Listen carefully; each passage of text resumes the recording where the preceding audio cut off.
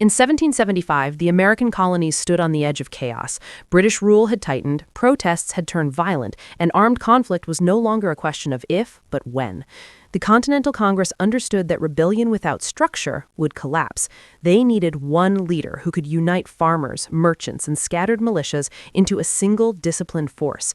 Choosing the wrong commander could destroy the revolution before it truly began. The room was filled with tension because history was about to be shaped.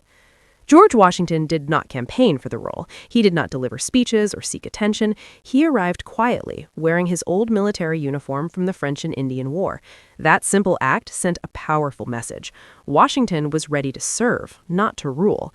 His presence alone commanded respect. He was already known throughout the colonies as disciplined, courageous, and calm under pressure. More importantly, he had real battlefield experience, leading men through danger and defeat, something few delegates could claim. Washington came from Virginia, the largest and most influential Southern colony. This detail mattered deeply. The Revolution needed unity between North and South, and Washington symbolized that balance. Appointing him reduced regional rivalries and political jealousy.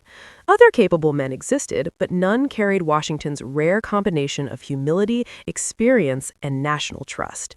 Even those who disagreed with him respected his character. In a room full of strong egos, Washington stood apart by asking for nothing. When the vote was finally called, there was no argument, no hesitation, no opposition. Every delegate agreed. George Washington was unanimously chosen as commander-in-chief of the Continental Army. In an era of deep division, this moment of unity was extraordinary. It was more than a military appointment. It was a declaration of trust in one man's integrity. Washington accepted the command with visible humility. He openly admitted his limitations and refused a salary, requesting only reimbursement for expenses. This shocked many. Power did not excite him. It weighed heavily on his conscience. He understood that failure would crush the hope of independence. That single unanimous decision reshaped history. Washington's steady leadership held the fragile army together through brutal winters, defeat, hunger, and despair. More importantly, when victory finally came, he willingly gave up power, setting a precedent the world had never seen.